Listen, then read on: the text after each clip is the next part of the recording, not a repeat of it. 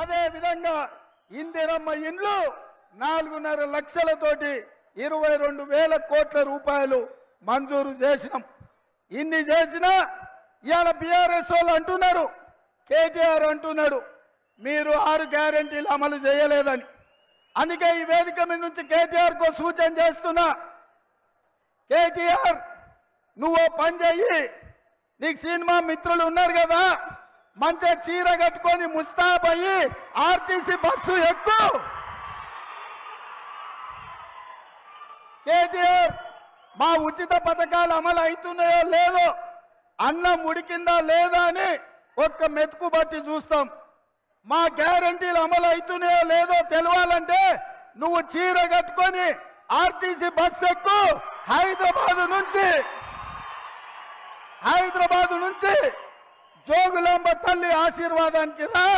నిన్నెవరైనా ఒక్క పైసా అడిగితే మా పథకాలు అమలు కానట్టు, అడగకుండా జోగులాంబ దగ్గర దించుతే మా గ్యారంటీలు అమలు అయినట్టు.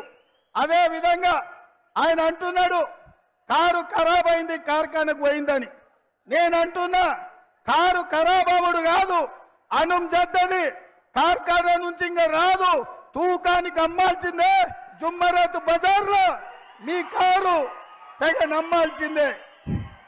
అదే విధంగా మిత్రులారా, కేసీఆర్ గారు అంటున్నాడు రైతు భరోసాని ఇంకా పడలేదని.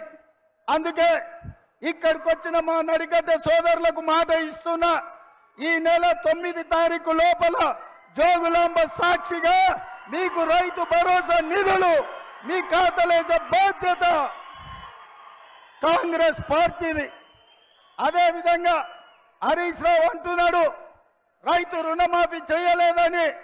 నేను మీ ద్వారా తెలంగాణ రైతాంగానికి నేను మాట ఇస్తున్నా, 15 ఆగస్టు లోపల 2 లక్షల రూపాయల రైతు రుణమాఫీ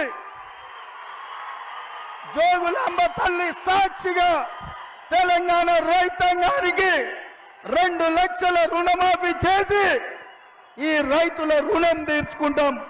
ఇవాళ మీ బిడ్డగా నల్లమల అడవులో పుట్టిన నేను ఈ తెలంగాణ రాష్ట్రానికి ముఖ్యమంత్రి అయినా మనల్ని దించాలని, మనల్ని ఓడించాలని, మనల్ని పడగొట్టాలని కుట్ర జరుగుతున్నది. అందుకే ఈరోజు పాలమూరులో అక్కడ మహబూబ్నగర్లో వంశీచంద్రెడ్డిని, నాగర్ కర్నూలులో డాక్టర్ మల్లు రవిని గెలిపించండి. అప్పుడే మన ప్రాంత పౌరుషం, మన ప్రాంతం యొక్క అభివృద్ధి జరుగుతుంది. ఇవాళ మనమందరం డిసెంబర్లో కేసీఆర్ను ఓడించి పని అయిపోయింది అనుకుంటారు.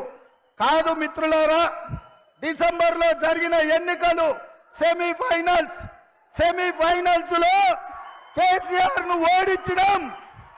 మే 13 తారీఖు నాడు ఫైనల్స్ ఆడుతున్నాం. తెలంగాణ వర్సెస్ గుజరాత్ తరఫున నరేంద్ర మోడీ, తెలంగాణ తరఫున రాహుల్ గాంధీ. ఫైనల్స్ లో గుజరాత్ను ఓడించి తెలంగాణను గెలిపిద్దాం. సరేనా మిత్రులారా? సరేనా?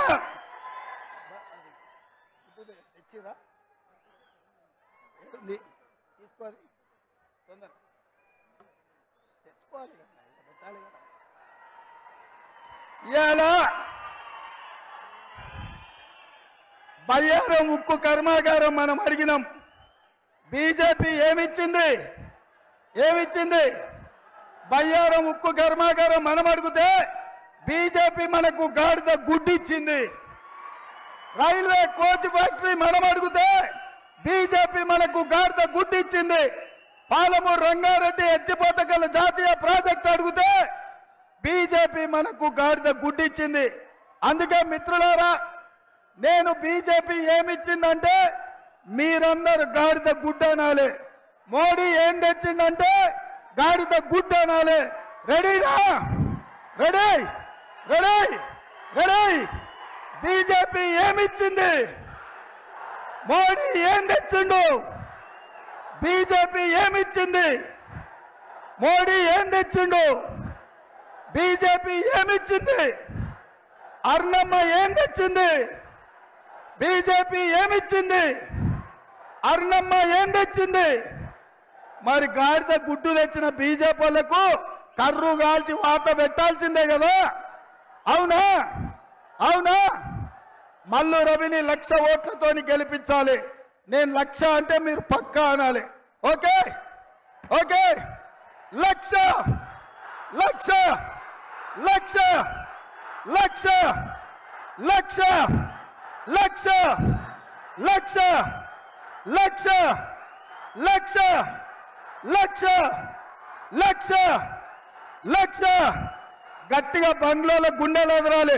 1,00,000 1,00,000 1,00,000 1,00,000 జై కాంగ్రెస్ జై జై కాంగ్రెస్. హస్తం గుర్తుకే హస్తం గుర్తుకే. ధన్యవాదాలు మిత్రులారా.